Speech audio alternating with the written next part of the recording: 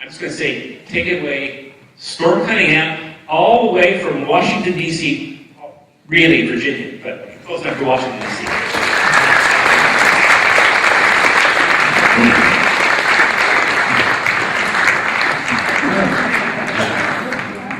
So that's what you're thinking. Scariest phrase in the English language is, I'm from Washington, D.C., and I'm here to help. But, that said, this is not going to be a PowerPointless presentation. I'm here basically to help you fulfill your dreams. Now, for those of you who have been at the conference all day long, you've been hearing a lot of really wonderful technical information. Stuff I don't even know. Almost all of it I didn't know. How many of you think you know more about stream restoration than I do? Oh, every hand in here should be up.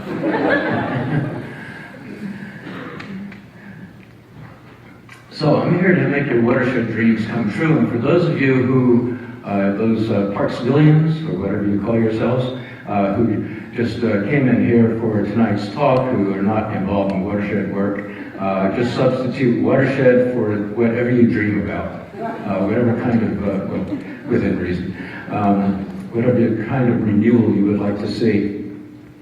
So, those watershed dreams can come true if you do four things.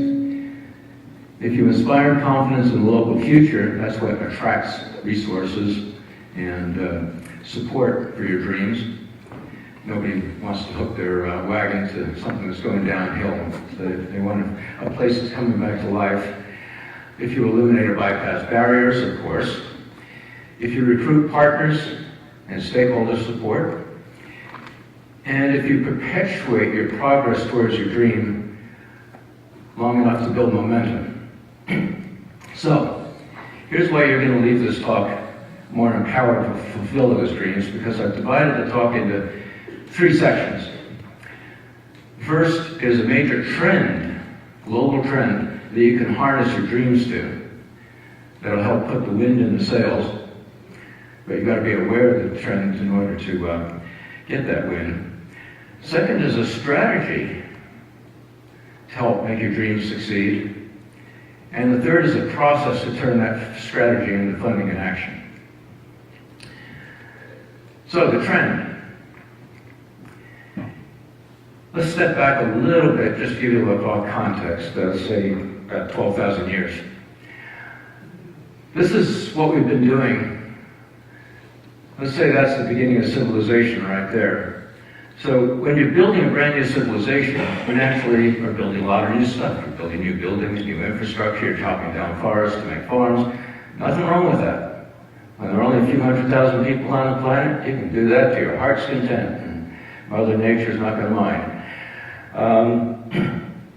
But obviously, since the planet's not getting any larger, that kind of mode can't go on forever. So this new development mode, basically, as you're building more stuff, you start developing a second portion of the economy, which is the yellow area, which is based on maintaining what you've built and on conserving what's left of your natural resources. That's not a super dynamic part of the economy, but it's a solid one. But eventually you're going to get to the point where you can't sprawl anymore, you can't deplete resources anymore. And at that point, if you want to continue economic growth, you've got to switch from the red zone to the green zone, the restorative development that Kim was mentioning. Now, sometimes our fixes go a bit too far. You know, we've got a long history on this planet of fixing things in a way that makes things worse. But the good news is, you can't do too much of this I've been doing this stuff now full-time for almost 2 decades, all over the world. I spend my life in planning sessions and symposia and conferences, all focused on different forms of restoration, remediation, redevelopment, regeneration, revitalization.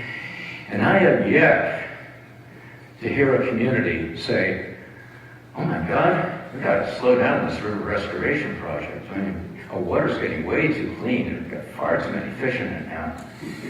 Or, oh my God, we got to slow down this brownfields remediation and redevelopment program. Our community's running out of contaminated properties. Or, oh my God, we got to slow down this community revitalization program. Our incomes and quality of life are going through the roof. Yeah, you just don't hear that. Now, you can do stuff badly, but if you do it right, you really can't do too much of it.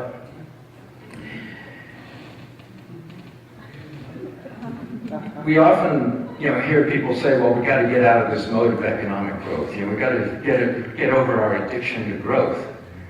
It's not the economic growth that's hurting us. It's the physical growth. We can grow economically based on making things better. And if you can't make things too good, then we can continue to grow economically just pretty much forever. How many have heard of the Anthropocene? Good. Wow, this is an educated audience. So, for those of you who haven't, feel free to just Google Anthropocene. You'll come up with all kinds of conferences, books, magazines, journals. It's huge all over the world. Here's what it's all about. Another way of looking at this last 12,000 years is that for the last 12,000 years, we've been in a mode I call adaptive conquest, meaning we've been adapting the world to our needs, pretty much exclusively our needs. And during this time, we've been basically extracting virgin resources, we've been sprawling our communities, and we've been fragmenting everything. I mean, we love to fragment stuff, putting dams and rivers and fences across farmlands and walls.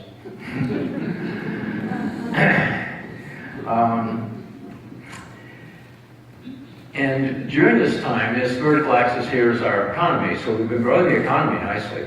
But the horizontal axis is our resource base, and that's been declining.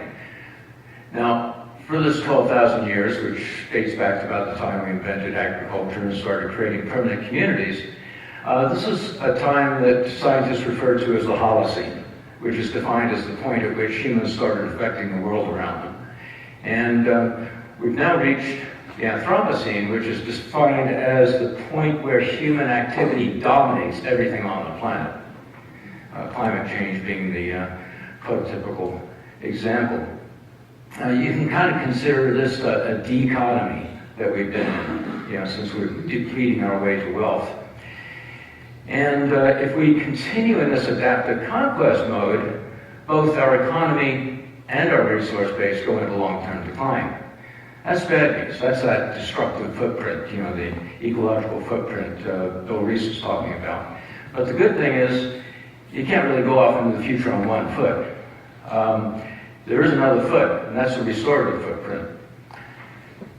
And there's another mode I refer to as adaptive renewal, which is based on the opposite. Basically, what's happening now, the reason I keep seeing the word adaptive, is we've spent 12,000 years adapting the world to our needs. Now we need to adapt to our adaptations. We're living in a whole world of unintended consequences. So it's not just the world itself that we're adapting. There's a feedback loop going on there, and this adaptive renewal you could consider kind of a re-economy. And it's based on the opposite, which is repurposing all the places and the assets that we've created. There's a lot of old stuff out there that could serve a new purpose. There's a lot of land that needs to serve a new purpose as a result of population growth. And if you come up with a good, viable new purpose for something, whether it's a building or a piece of infrastructure or land, then you can attract the resources you need to renew it. You've got to come up with that new, viable new purpose first. And once you do that, if you want to get the maximum value out of it, you reconnect it. You heal all that fragmentation that's been going on. And you might be wondering, how did this Anthropocene thing come about so quickly? Why did it suddenly seem to spring on us? Well, one reason is population growth.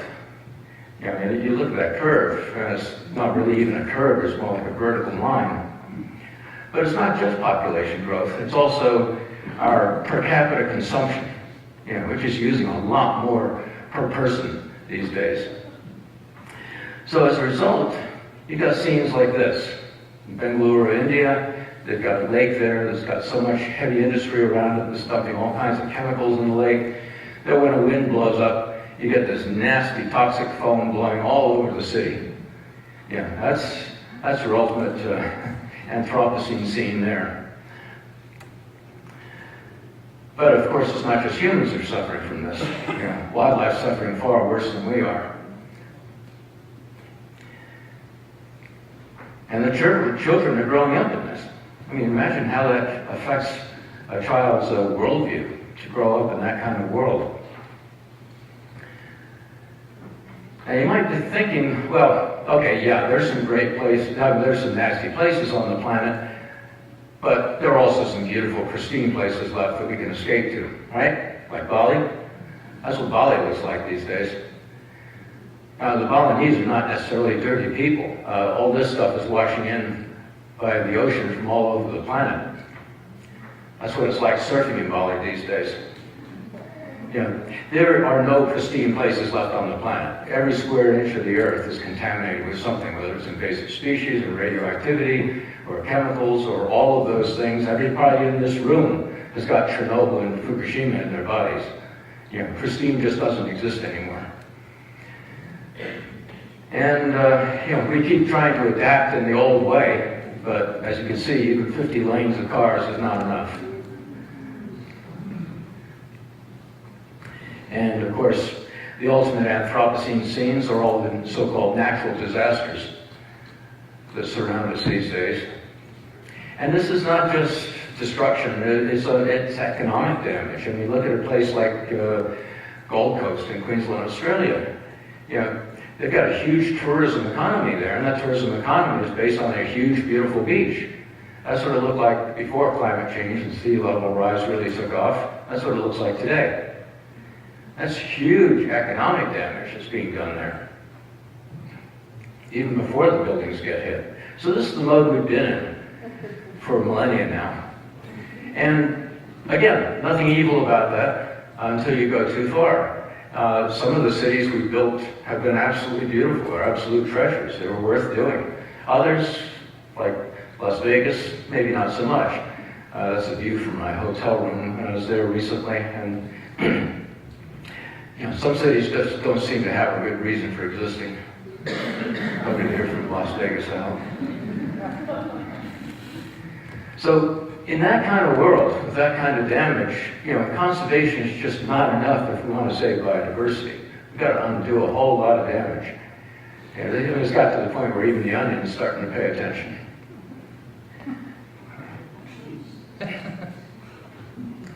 So the question that we're hit with now is, who wants to sustain this mess? For the last 30 years we've been talking about sustain.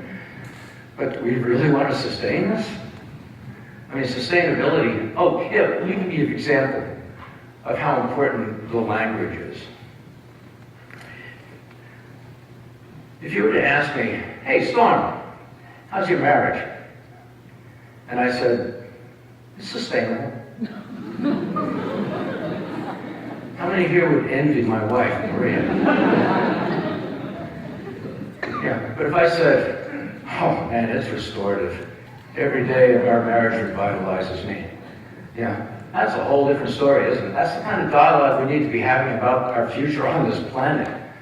Not just sustaining and, just making things less worse is not all that inspiring. Sustainability is obviously, I'm not against sustainability, it's obviously what we need for the long term. But what we need to do now is undo 12,000 years of damage.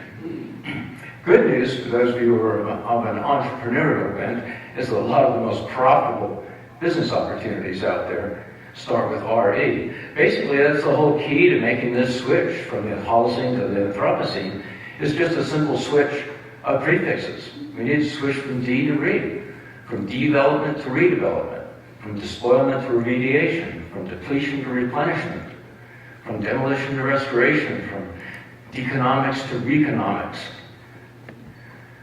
from degeneration to regeneration. Have we got any degenerates in here? Wow, that's amazing honesty. We need to stop being degenerates, start being regenerates. So, timing, as you know, can be everything.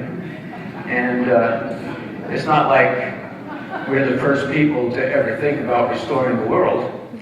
This guy came up with the idea over a century ago. Teddy Roosevelt said this. Now, until you get to that word increased, it sounds like Teddy was just going to make the usual call for, let's be better stewards, let's save something for the kids, but that's not what he said, is it? He said increased. He was talking about a restoration economy, which coincidentally was the title of my first book.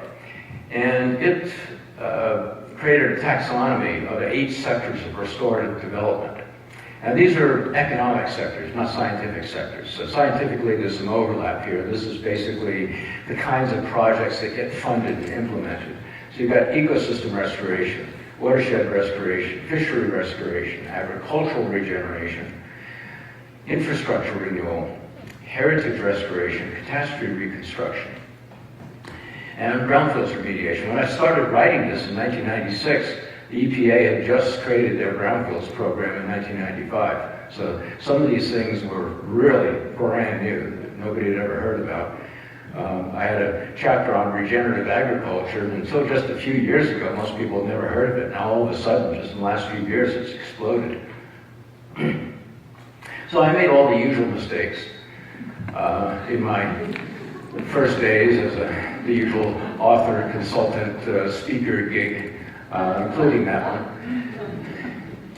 I enjoyed it. But what I discovered as I spent my life in all these conferences is that we're absolutely surrounded by restoration and restorative development. I mean, this map here is 10 years old. Every one of those colored dots, that's the Pacific Northwest of the U.S., every one of those colored dots is a restoration project. And that's not even all 8 sectors. These are just wetlands, dam removals, fishery restoration. It doesn't include the brownfields, the infrastructure, all of the other ones, the heritage. So all we need to do basically is become aware of it, and we start seeing it everywhere we look. This guy had some better timing. That's Brian Schweitzer, the governor of Montana, and he called me in 2006 to help him put together a Montana restoration economy. And 3 years later, we published this, which documented that for every $1 million they were putting into the restoration of their watershed and their brownfields, they were generating over 31 higher paying jobs. That's higher paying than lumbering and mining. And over $2.5 million worth of related economic activity for about a 2.5 to 1 ROI, return on investment. And he was a Democratic governor in a very Republican state, so even the restoration economy wasn't able to keep him in office forever. But the initiative is still being championed within Montana by both universities and nonprofits. And these guys, 2 guys that I write about pretty frequently in Revitalization, Suffolk County, Long Island County Executive, just about everything Steve Bloom does starts with Re. I mean, constantly publishing stories about his stuff. He really gets it.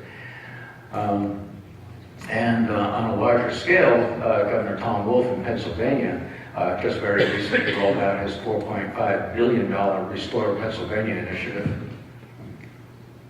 So my second book came out in 2008 from McGraw-Hill. And the first book you could kind of consider to be the ingredients of revitalization, all the kinds of projects you can do that contribute to revitalizing an area. This one was more about the recipe. How do you put all those ingredients together to get that economic growth and increased quality of life? Now, you might be wondering why I've got all this snow on the cover there. It's not actually snow, it's the Gobi Desert, which has been marching on Beijing like an army for decades, and the Chinese have been planting literally billions of trees to restore forests and hold it back. But still, the Gobi Desert's been expanding at an incredibly rapid rate. You can see this guy in the bicycles pedaling like crazy.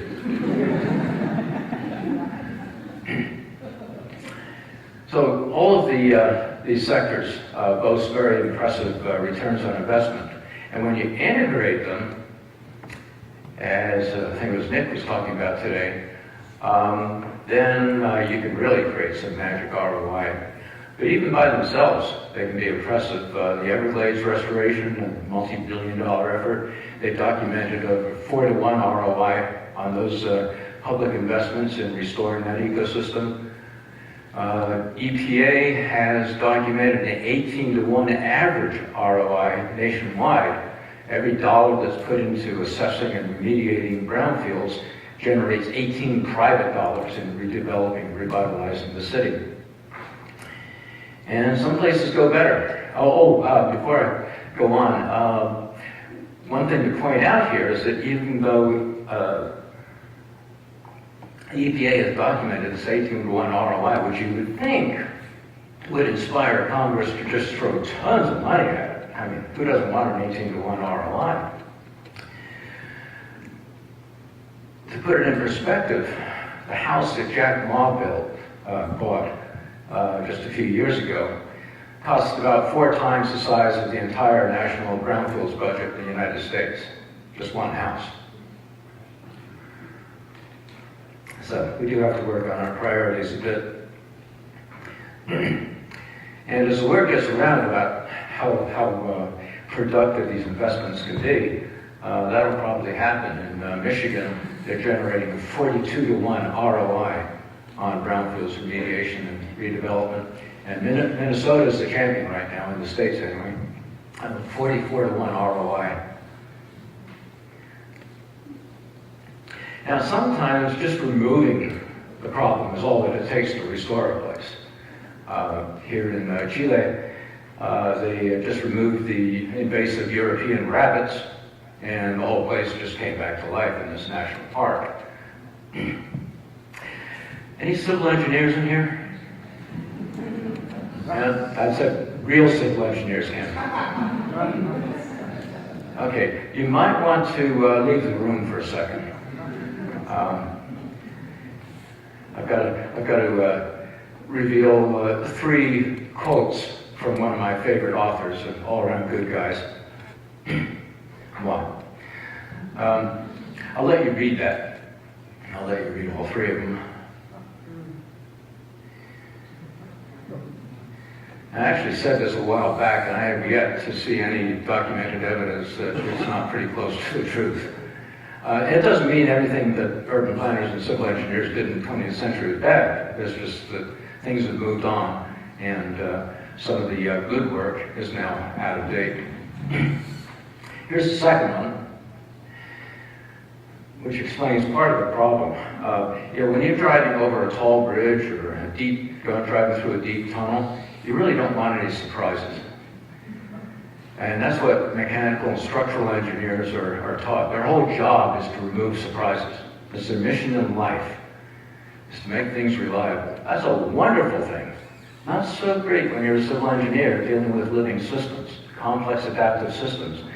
Because one of the defining qualities of complex adaptive systems, whether it's an immune system or an ecosystem or a city, is the ability to exhibit surprising behavior. If you suppress that, you kill the system.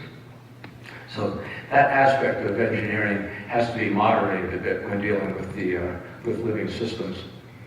And there's my last insult.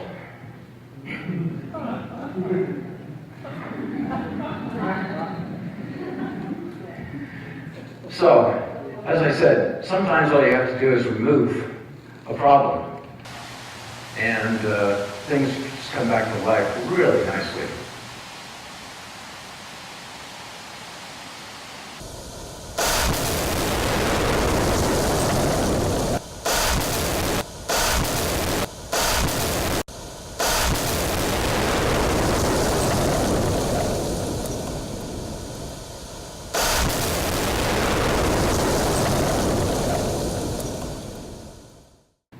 There's been over 1,500 dams removed in the United States just in the last century, 87 last year. The trend is really accelerating, which is very good news. It's even good news for the engineers, because you need engineers to decommission and remove a dam. So what's the most important aspect of a project? Is it engaging the public? Is it designing the project? Is it planning the project? Maybe it's implementing the project. I say it's just succeeding. So that brings me to this next section, strategy that I promised. Can anybody here define strategy? Everybody uses it. How you go about doing something? Sorry? How you go about doing something? That's very close. There's just one missing word there. How you go about succeeding. Now, you can do something and fail. The whole essence of the strategy, the only purpose of the strategy, the sole reason that strategy exists is to help ensure success. Of course, if both parties competing on something have a strategy, then the best strategy wins. So simply having a strategy isn't enough to make it successful. But that's all the strategy is for. Now, corporations value strategy. No problem with that. The military values strategy. The question is, why don't people who are managing community revitalization and large-scale restoration value strategy? Because like I said, I've been in this area a long time. The number of times I've encountered any kind of large-scale project that actually had a strategy is just vanishingly rare. They often have a lot of good tactics, but the strategy is usually missing. So here's a generic revitalization strategy for you. And one of the things about a strategy is it should be very, very brief. How many people here know the 100 Resilient Cities program from Rockefeller Foundation? Okay, that was just killed this week. And it was a great idea, but it kind of degenerated into this strategic plan writing exercise. And I read almost all the strategic plans coming out of those 100 cities. Not a single one of those strategic plans had a strategy. So it's not too surprising that the whole program failed. So a strategy needs to be extremely brief, because the whole purpose of a strategy, the way it works to get you to success, is by guiding and influencing decision making. And when a general comes up with a strategy for a battle, he needs to get that strategy into the heads of all his officers and NCOs, and so they can make decisions in the field based on all the mess that's going on, and that all their decisions will be moving in the same basic direction. So the strategy has to be something you can remember. You have to pull a book off the shelf to find out what your strategy is. You don't have one. So here's a generic revitalization strategy, which probably sounds strange because you probably think, well, how can you have a generic one? I mean, every place has its own challenges, its own dreams, its own culture, its own laws. But the fact is, as we were talking about earlier, as a result of this last 12,000 years, every place on the planet has a lot of things in common. Most of them are covered in a whole raft of obsolete, decrepit, and fragmented assets, which means to bring them back to life, almost all of them have to repurpose those assets, renew those assets, and reconnect those assets. So there's a 3-word strategy for you. That's about as brief as I can come up with for a strategy. Repurpose, renew, reconnect. Now, people have always been really good about repurposing, especially kids. But nature does it too. Oh, and by the way, yeah, speaking of kids, anybody ever heard this? Good. Go on YouTube, just put in landfill harmonic orchestra. These kids in Paraguay created an entire orchestra out of stuff they found in a landfill. Nature does it too. You know, this hermit crab turned a toothpaste tube into a new house. And you see it everywhere these days. In Toronto, they're not actually repurposing these utility lines. What they're doing is adding a new purpose to them. They're talking about turning all this space into urban farms. In Maine, they turned an old Navy base into their largest solar farm. My favorite story is the way the Bush administration stuck Homeland Security in an old mental asylum.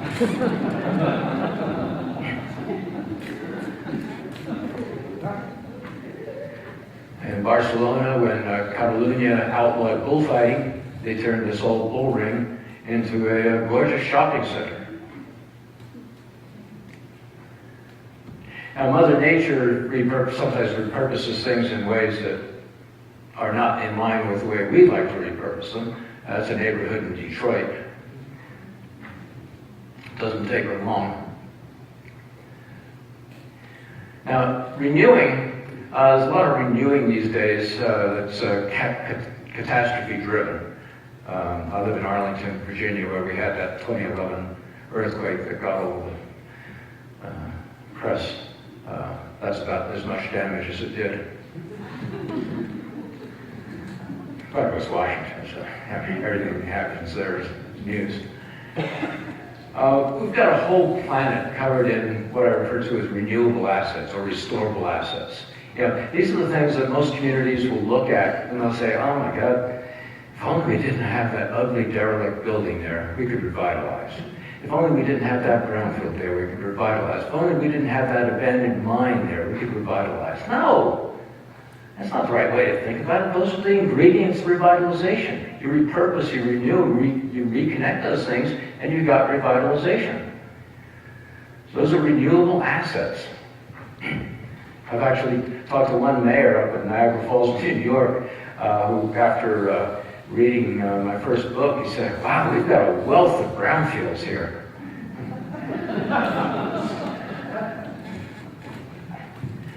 Now, some of this repurposing of mines is just basically taking it back to the original purpose, like a meadow or a prairie. Anybody recognize that? How about now? Yeah, when that gravel pit, when the husband died, the wife shut down the gravel pit and didn't want to leave this ugly, nasty scar on beautiful Vancouver Island. And she discovered that it was because it was a pit, it was a microclimate that could grow lots of things that wouldn't normally grow on Vancouver Island. She turned it into bouchard gardens. That's renewing, that's repurposing and renewing. Here it is on a larger scale over in Cornwall, the poorest county in England, where Tim Smits took an old China clay mine, huge, and turned it into the Eden Project. Anybody been there? Yeah, fantastic project. And quite lucrative. It's now the largest private employer in Cornwall. Actually, I need to update that slide. They're well over £1 billion now. And the Chinese are so impressed with it that they want to bring the Eden Project people over there to Qingdao to do something similar on a coastal area that had been destroyed by salt farms and shrimp farming. And here's a brand new project just announced a month or two ago where a fellow has decided to revive, restore his one of his ancestors' businesses, a bourbon distillery, and he's doing it in an old quarry. So he's bringing his quarry back to life, both economically and ecologically. That's what it's going to look like.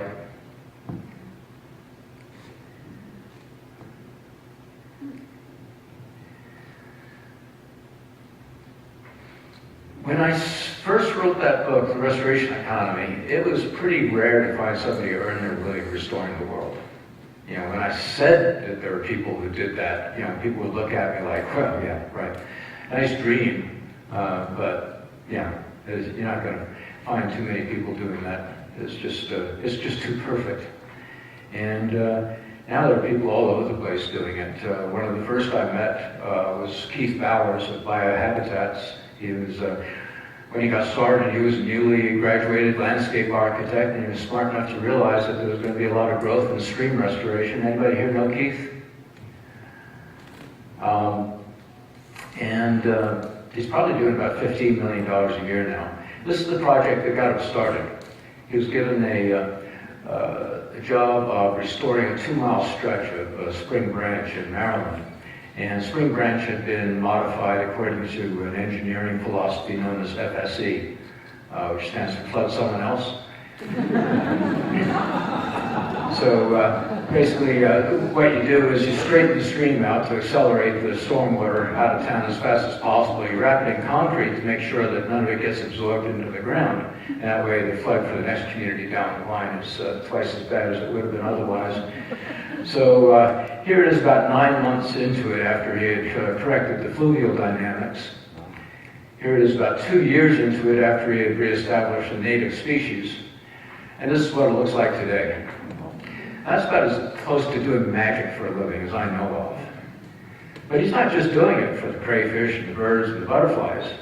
This is also a form of economic redevelopment. You know, imagine you've got a block of offices or flats right next to the stream. Which one of these views is going to give you the most per square foot on your building? That one or that one? You know, so this is economic revitalization too. Views are important. I mean, just ask any of these waterfront hotels here whether they charge differently for the rooms that are on the water side as opposed to the street side. You know, views have economic value. Beauty, which means beauty has economic value. There's also agricultural regeneration going on. The southwest of the United States used to have a lot of water. It was mostly short grass and medium grass prairie. You know, water all over the place. You know, and then we came in with our plows and our cattle and our goats, and all the topsoil blew away. But that's what that scene looks like today. And that's not regenerative farming, that's regenerative ranching. What they've discovered is that some of them have switched from cattle to bison, but also they've discovered how to ranch cattle in a way that restores the land the way bison do.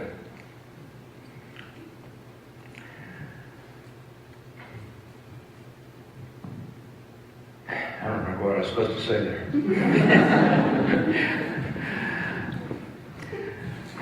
So we're regenerating our soil. Regenerative agriculture regenerates topsoil. It sequesters carbon. When it's done right, it restores local biodiversity, especially native pollinators. You know, regenerative agriculture is pretty magic stuff. And like I said before, it's coming on like gangbusters just in the last few years. General Mills just last month announced that they're committing 1 million acres to regenerative agriculture. Here's one of the original stars of it, Joel Salton down in Virginia where I live.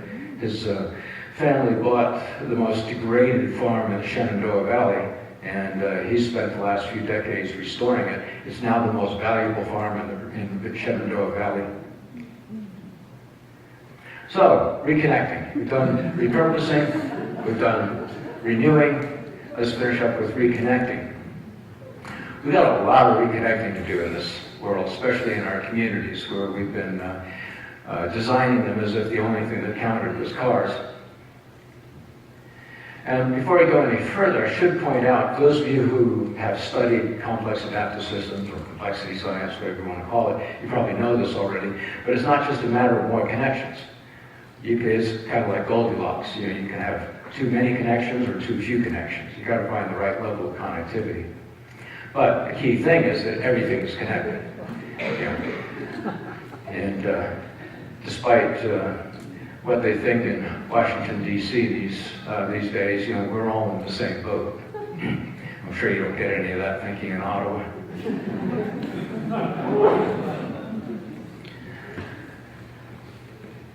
And one of the major ways places are reconnecting is to water. You know, Cleveland's been reconnecting themselves to Lake Erie for a long time. Rotterdam has been repurposing a lot of sections of their port, which is the largest in Europe, so that it becomes more of a community asset rather than just a walled-off industrial area.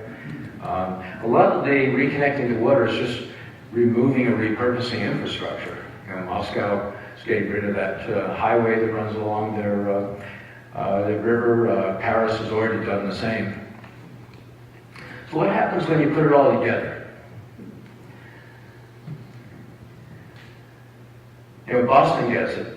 They're doing this 3-re approach, renewing, repurposing, renewing, reconnecting. They just released their new resilience plan where they're repurposing, renewing, and reconnecting all of their coastal properties all around Boston. Yeah, it's probably going to be about a 30-year project. In Queens, they just recently opened this old industrial area, turned it into a new park, but it's not just a park for people, it's also restored wetlands and wildlife habitat.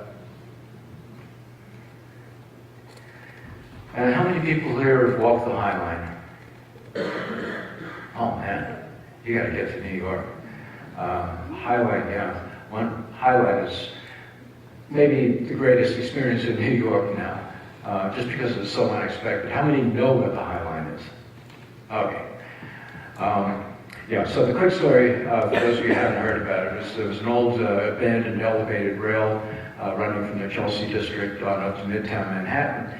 And Mayor Giuliani wanted to tear it down, spending tens of millions of dollars to demolish it.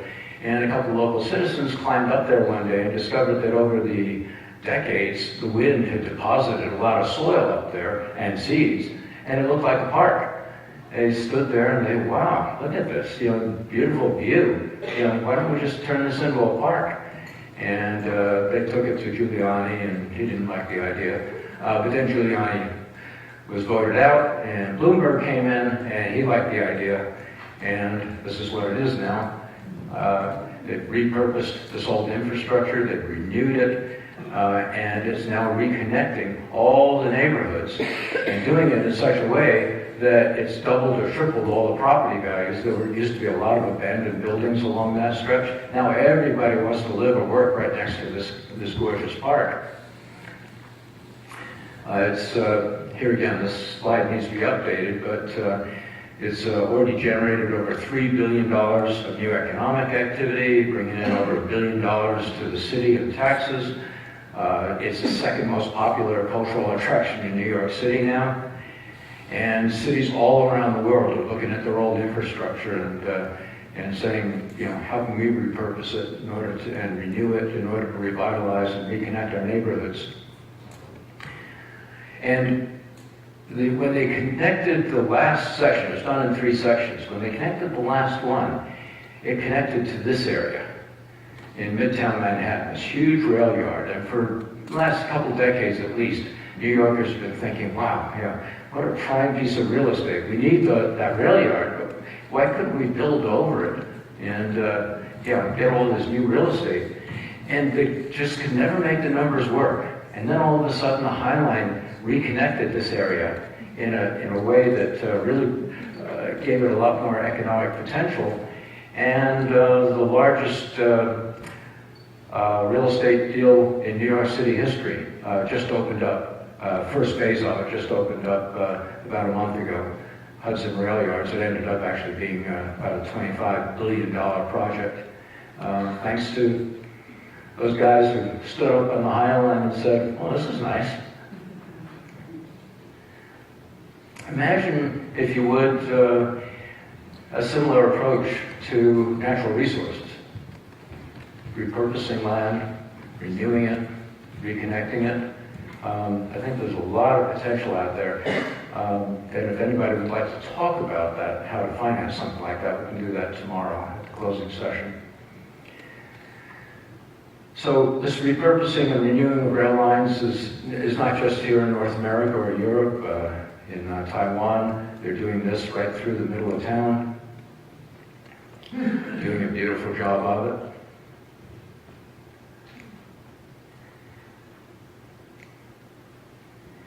And one of my clients, the Kalamazoo County Land Bank, liked the 3R strategy so much they made it their organizational slogan. Actually, they gave me a t-shirt, I'm not wearing it right now, that says repurpose, renew, reconnect on it. So, last section, the process. I promised you that there'd be a trend, this whole Anthropocene renewal trend that's going on, that could put the wind in the sails of your dream, a strategy that you can adapt to your own particular needs. But the strategy by itself is not enough. You need a process. This is the way community development is done in almost all the places I've been. It's just a whole bunch of people pulling in different directions and a lot of activity, but very seldom does revitalization actually emerge from it.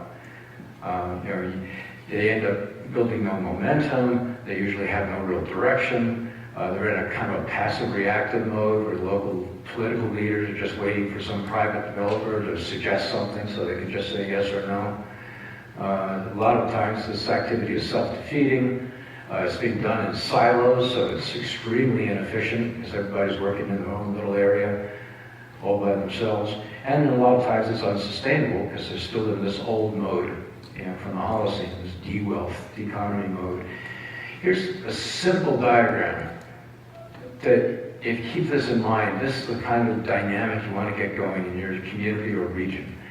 You do a few good fixes, that inspires more confidence in the future of the place, that attracts more residents, employers, investors, so you can afford to do more fixes, which inspires more confidence in the place, which attracts more residents, investors, and so on. You get that going. That can spin up really, really fast. I've seen it happen where things just change seemingly overnight just by getting a feedback loop like that underway. It's kind of like exercise. You know how the more you exercise, the more you can exercise. And the less you exercise, the less you can exercise. It's the same thing with regeneration. So here's a process. And we're going to talk more about this in the closing section tomorrow. But here's kind of a universal process that if you put this in place almost anywhere, you're going to double or triple the return or revitalization on investment. First thing you got to do is create a program. If you don't have an ongoing program of restoration, revitalization, regeneration, whatever you want to call it, you're not going to build that momentum, and you're not going to end up increasing the confidence in the future of the place. So you got to get out of this stop, start, project by project mode, and think in terms of program management, not project management. And the first thing, once you've created this, that's probably going to be a nonprofit, and you might very well have the right nonprofit already. That could be repurposed. So the very first thing this program would do is create a regenerative vision. Vision drives everything. That's where you're going. Then you create a regenerative strategy to implement that vision. And then you change your policies so you get policies that support that strategy, or at least get rid of the policies that are undermining that strategy. Then you can go after your regenerative partners, which bring in the resources you need to actually do the projects. If you want to read more about that, I've got a preview of my next book, extensive preview, it's most of the book, on the revitalization.org site. And you just click on that new book link right there, and you'll be able to read the book. We'll go into a lot more detail about this. So we can't forget, let me close here by saying we shouldn't forget about the kids. Just as those kids in that photograph earlier were growing up in a canal full of plastic, we can also give kids a restorative experience that changes their worldview. In Baltimore, they have the kids grow seagrasses in the classroom during the winter. And in the spring, they go out to a dead zone in Chesapeake Bay and plant those seagrasses. Now imagine you're a 12-year-old and you go out to this nasty dead zone, just a mud flat with no life in it, and you put these seagrasses in, and then your class comes back the next year. And it's all green, and there are blue crabs and horseshoe crabs and dragonflies and fish all over the place. And you look at that with your 12-year-old eyes and you say, wow, I did that. I brought the world back to life. Imagine how that affects a young mind to think that they can make that kind of difference in the world. That's the kind of experiences our schools need to be giving to kids. As this one in Montgomery County, also in Maryland, they've got a similar program where the kids are involved in ecological restoration. In New York City, you've got the Billion Oyster program and the Harbor School, which is based on Governor's Island, which is another major revitalization project where they repurposed an old military base on an island and renewed it and reconnected it with ferries and turned it into a school of restoration for these kids who are out there planting 1 billion oysters in the New York Harbor. And here's something nobody else on the planet has seen, other than my artist, my wife, and my best friend. In probably late June, the Reconomics Institute is going to be launched, and the primary focus of it is training and certifying revitalization and resilience facilitators.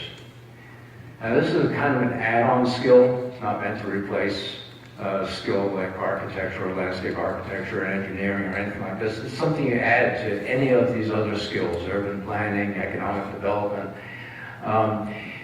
With it, you can now be the guy at the table or the girl at the table who knows how to put together a revitalization process, who can take all of these disconnected restoration, revitalization, redevelopment projects that are going on in the area and help make a cohesive program out of it. So that's the thing that's missing. Everywhere I go, there's a coordinated effort, integrated effort.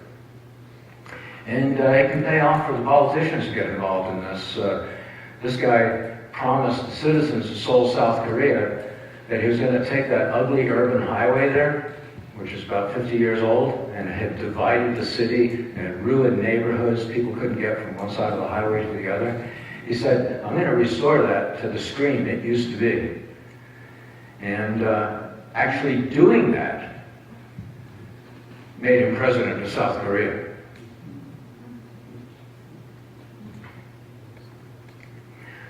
So let me close with a benediction from the Bishop of London. We talk of sustainable development and sustainable economies, but it's time to move on to restorative development and restorative economies. Thank you very much.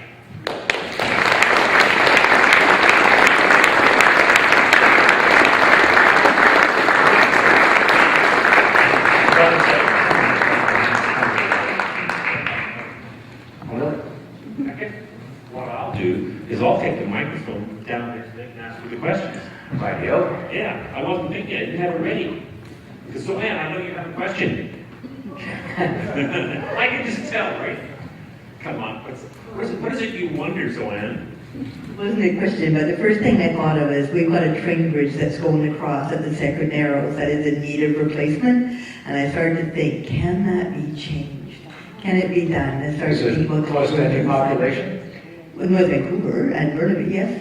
Oh, okay, because in my second book, the McGraw-Hill book, Rewealth, I've got a case study of Chattanooga, Tennessee there, which used to be this absolute hellhole back in the 60s, early 70s. You had to drive with your headlights on in the middle of the day, and the air was so polluted, and they had crime and racial problems, and the whole city was just falling apart.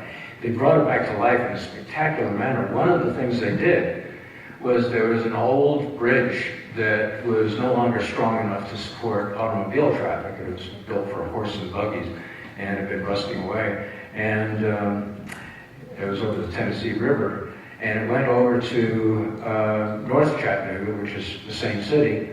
And they decided, well, rather than tear it down, which is what everybody had been talking about, let's turn it into a pedestrian and bicycle bridge and use it to reconnect the two sides of the city for pedestrians. That's what they did. It turned out to probably be everybody's favorite place in the city. They hold all their festivals on this bridge, all kinds of fundraising events, and it revitalized both sides of the city and the river. So yeah, bridges can be absolute magic when they're repurposed and renewed like that, because they automatically reconnect. Brilliant, Zoanne. I just knew you'd come through. Yeah. Sylvia, yeah, I think you did. Well, thanks for this inspiration and stuff, and started out with some depressing stuff, so which a lot of us think about a lot, and just wondering that sort of burning question about, do we have time? Like, how can we get this happening quickly? Because just feeling like time's not on our side as far as our need to rethink and change our everything. Well, that's actually one of the reasons that we're starting Regenomics Institute is because there's tons of people out there, like a lot of the people in this room, who are doing absolutely wonderful work. But the area is just not getting all the benefit it could out of it because it's being done in isolation. It's got one goal, prevent floods or restore salmon or whatever that particular goal is. But in most cases, it can be, with a bit of strategizing, many different goals can be brought together. And when that happens, you're bringing together many different resource avenues. And something that was started off as a rather simple project can turn into a huge program that just turns around the entire area.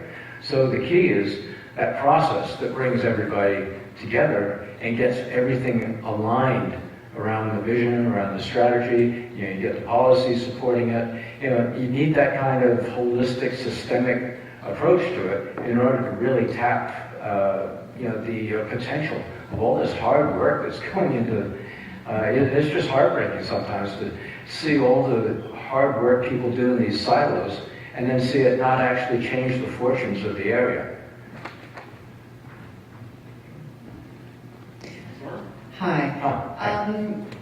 I was looking at all the great pictures you had of gravel pits and things getting restored, and I like the re-theme, but I was going to ask you, and you mentioned it, about prevention, because the town I come from, Up Island, we've got a gravel pit and they want to put contaminated soil into it, and there's worries about it draining into our drinking water and into our heritage rivers and major salmon hatchery. But it seems that a lot of times, too, it's gone through the government process, and it looks like it's a reality that's coming in. I know other communities on the island have had that challenge.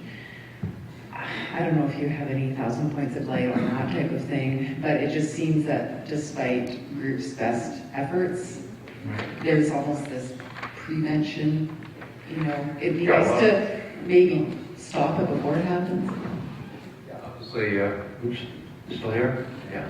Obviously, preventing the damage in the first place is always preferable to restoring it later. I tend, just because I'm lazy and cowardly, I tend to avoid trying to stop people from doing stupid things. It's really kind of frustrating work. So I tend to focus on all the inspiring stuff that people love. But the good news regarding prevention is that as a result of this last couple of decades of this growth of ecological restoration, brownfields remediation, we've now got something we never had before for stopping that kind of damage in the first place. We've got hard numbers. In the past, if somebody wanted to dump contamination and they got caught doing it, they get a slap on the wrist, they get an arbitrary fine in court. But that fine was never really based on anything. And now we know exactly how much it costs to restore a wetland that's been filled in illegally. We know exactly how much it costs to restore a seagrass bed that was dug up by a boat that shouldn't be there. Florida actually have restorative fines down there. Somebody digs up a seabed by driving their boat through it. They don't just pay a punitive fine, they pay the cost of restoring. And we've got the numbers to support that now. So you go in armed with those numbers and saying, if that leaks, if you've not properly sealed that pit with clay or whatever, if it's not the right kind of location for putting stuff that could leak into the aquifer, then this is how much it's going to cost. And you've got tons of toxic plumes, mostly from military bases in the States, that have just traveled for dozens of miles and contaminating drinking water over vast areas, like in South Carolina. All of that's been documented as to the cost, both economically and in human health, of doing it. So, it's, in the old days you had to just kind of jump up and down and say that's a dumb thing to do. These days you can wave numbers at it and prove it's a dumb thing to do. Storm, I'm now on this side of the room. Yeah.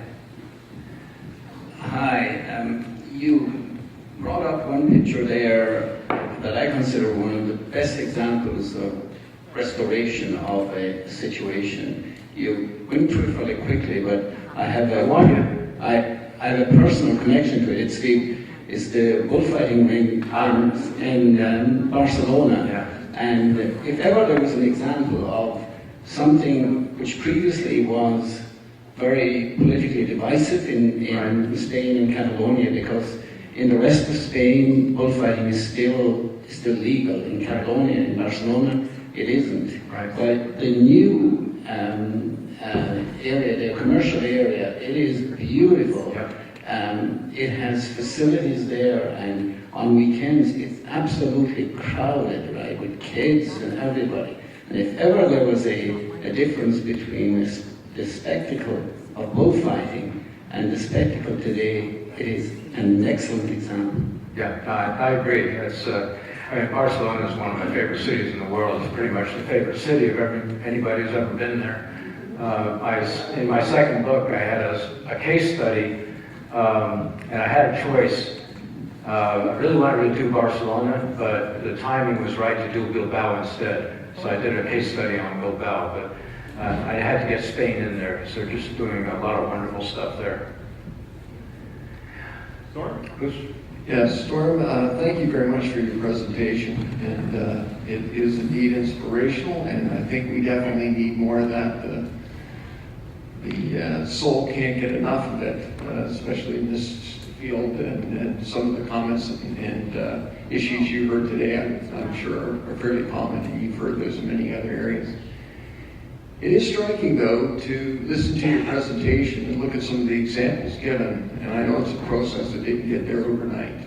Either way, either getting there and then on the reprocess itself, which is a work in progress as we move forward. But what's interesting is a number of the examples, perhaps, are those that show, debatably, arguably, extreme events, extreme circumstances. One could look at that and say, well, geez, okay, I get it now. Well, yeah, you get it now. It's pretty extreme. And to a point, I think, that maybe Stacy, to a certain degree, was getting at, and we're blessed with in many parts of North America, certainly in Canada, by nature of the real estate here, is that there's still a lot of area that is either relatively undisturbed or perceived to be so. The lack of disturbance or perception thereof is one that sets into mind, so what's wrong with this? And in fact, not only is there not anything wrong, we can still develop. We can still maintain a certain trajectory. We're not there yet. What is the cause to move? And we've seen this throughout human civilization. You mentioned Buffalo. You mentioned the transformation of certain areas based on land use or perception of it or resource use. We're still in a little bit of that mindset. And I'm sure it's not just North America, but it's in many different parts. And I'm just wondering if maybe you can comment on that kind of sure. thinking. So you've got places in Canada that don't have any invasive species? No, I didn't say that. Oh, okay. Remember the issue of perception. It's not necessarily Yeah, what it is. I did pick up on your perception caveat there. Yes. One of the elephant on the table here is climate change. The fact is that ecological restoration is starting to become not just a way of restoring places that were damaged a long time ago, it's a way of helping places adapt to climate change. So a lot of the places that are looking relatively pristine right now aren't going to be looking that way pretty soon as a result of sea level rise or climate change or whatever. And that's where these ecological restoration skills are going to be applied to a much greater degree probably than they are today. Storm? Yes. Hi, my name's Robin. I'm with Urban Systems, and I just want to express gratitude for your talk. It was really nice. It's pretty cool after a long day of really technical stuff to have something very simply presented. I'm simple. I appreciate it. It's really good, and talking about the regeneration of things. Where my mind goes with this is actually back in the BC interior, where my home's in Quesnel, the Caribou, Chilcolton.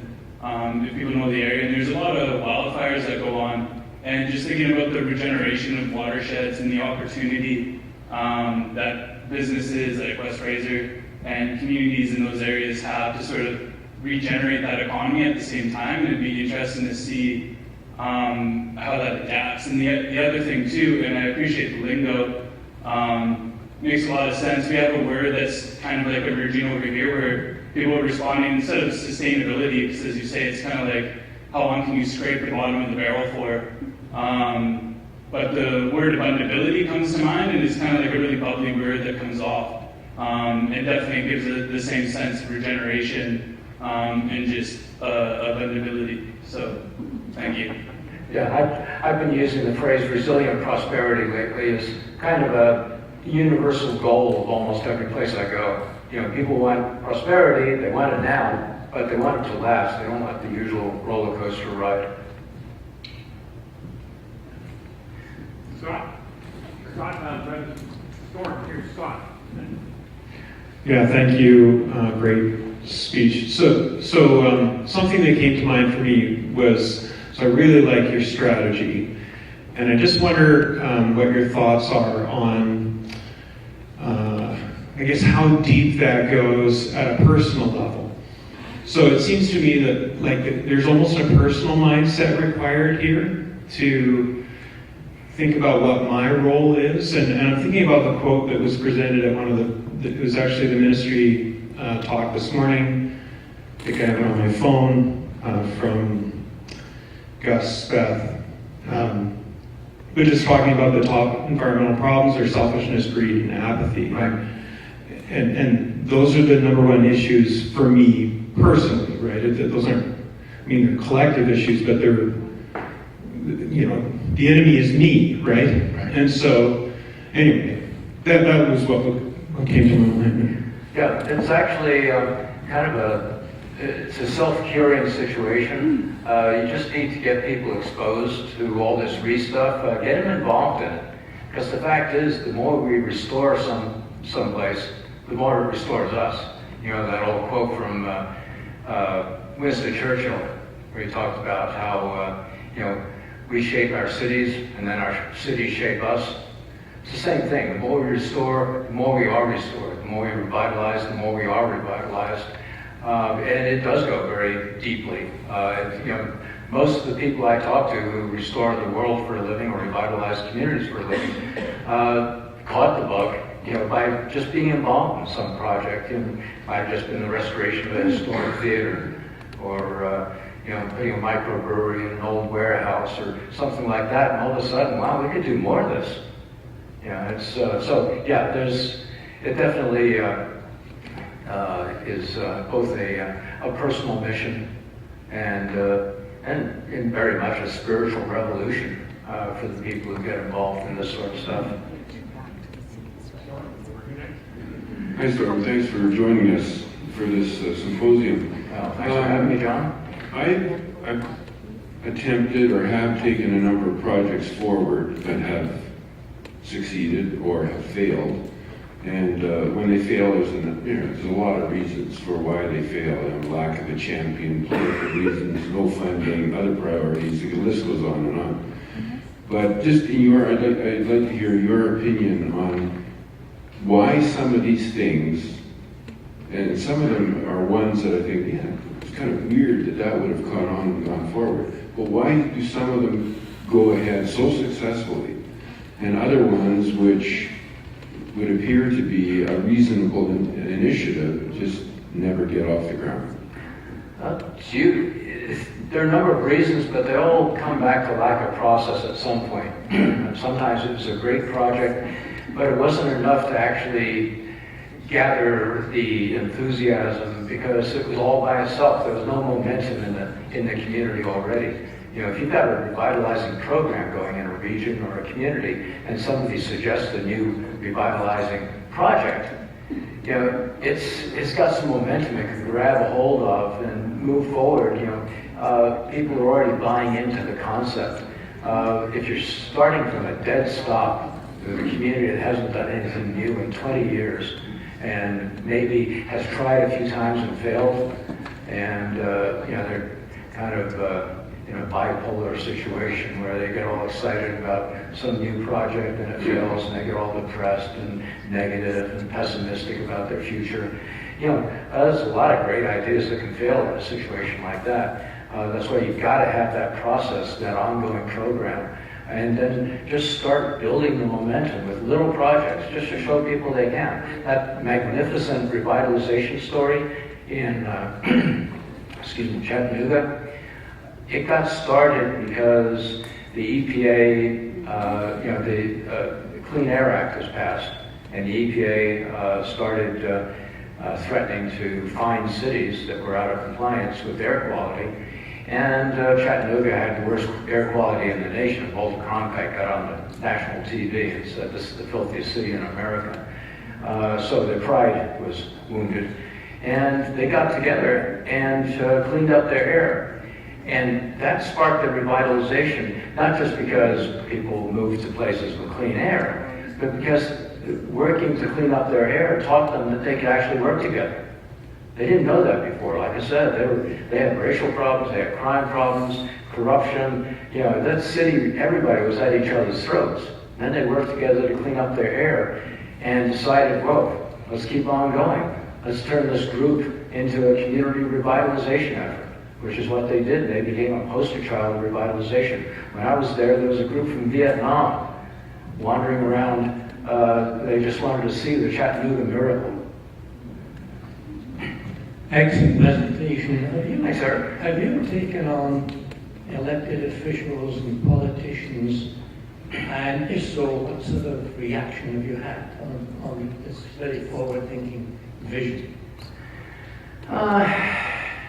I've certainly been involved in plenty of them, and every once in a while you strike gold, the right person at the right time. In general, it's best to work more from the grassroots level, put together that nonprofit, and start achieving things, and then give the politician credit for it.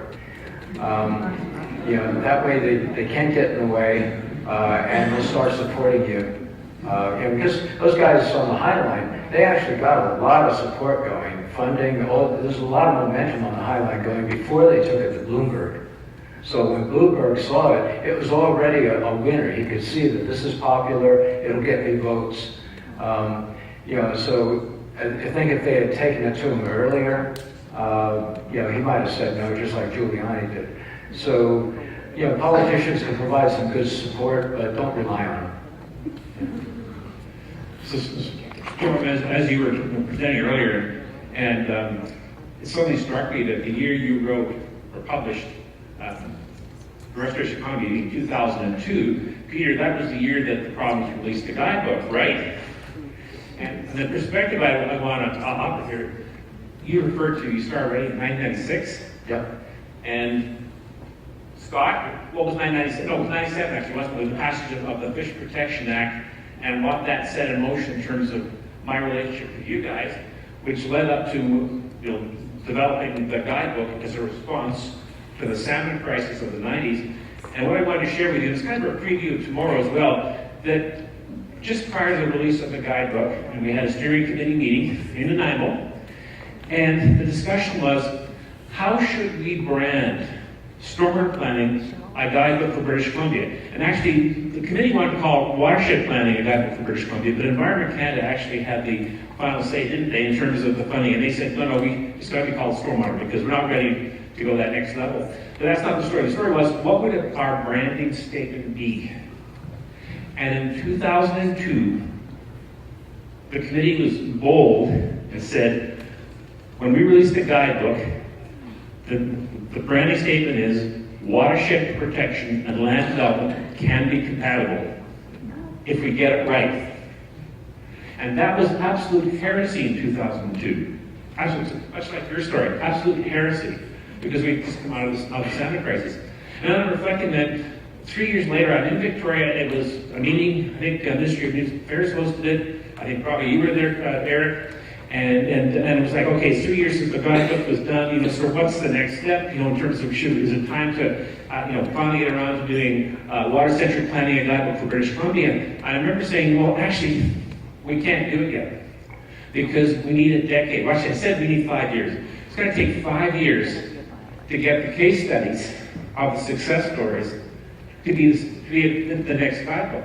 Well, actually, to get to the point where we thought we could be in 2005, actually it took 10 years. When we released, beyond that in 2015. So the perspective I want to provide for the group is that in 2002, we didn't have that many success stories. We had a lot of failures from the 90s. And the significance of tomorrow, which is celebrating the success stories, is there's now more than a decade of history of people slugging it out such that they can tell the stories that are inspirational. I look around the room, Kate Miller in terms of the Cowichan Valley, the long struggle, and hear about, Jody Watson and the 15-year struggle to make something happen in Boker. So we have the beacons of hope. And what those stories tell us is that it's the long haul, isn't it? It's like building a bridge. People can be building a bridge for a long time, engineers, you don't see anything happening. And all of a sudden, a bridge appears because all the work went into the foundation. So I think that's the perspective I've provided in the last decade here in British Columbia. We've done a lot of foundation building. And you can just kind of sense that we're on the verge of it taking off. And I think that's the inspirational part of the stories that you will hear tomorrow, whether it be Boker Creek or what's taking place in Brooklyn Creek, what that foreshadows, or with the panel discussion when you hear Kate's story, and when you hear Mark from the Comox Valley, and you hear Tim Ennis talking about the Couscousum restoration and how it's bringing together the City of Courtenay and the Comox First Nation and the Land Trust, and these are the success stories such that when you come back in, let's say, 5 years, or you can be getting new material, which will show a whole bunch of British Columbia success stories, which you can then take on the road. So as I'm talking here, I'm just looking around because we did say we would end at 8:30. So I'm looking for that one finale person who's got the aha that they want to share with this group. I was almost going to go to you, Lord, to ponder the City of Parksville, but you already told me no. But Bill, you have thought about it, haven't you? My problem would be every man. Here you go. Come through. Well, we have sort of a benign area, full of all that perception. So it is to build the education, the background, and get the train moving so that then the populace and the politicians say, oh yes, we should get behind those projects. We have lots of problems, but they're not overly evident to people until they get that aha. Whether it's something like having a wetland with a number on a map, 7545329, as opposed to getting behind supporting Bob's Bog. Let's say Bob's Bog, but you've got to build that first. So I'm busy thinking, okay, so what would be the small ones that I could start working on to get the people enrolled in? So now that, because as he says, as you get people working on it, they start to have more pride and they go, oh, well, we got that done, that's great. Let's get that side of the mountain done. Let's get this, whatever it is that happens to be addressed next. So that's where we want to go. And can I say that was perfect, Bill Thompson, because Bill is quite excited because this week the Black Creek Watershed Protection Society is formally incorporated. Oh, right. People that we worked at enhancement, we talked about restoration, but we didn't want to isolate people because you're not going to get rid of the farmers that don't want things happening. You're not going to get rid of forestry. There has to be a way for everybody to coexist together with the habitat. So we're just going for the betterment, the overall benefit of the watershed and everything and everybody in it. That's perfect. That's perfect. Should I just cut it off right now? Storm, thank you so much for coming from Thank you. Virginia.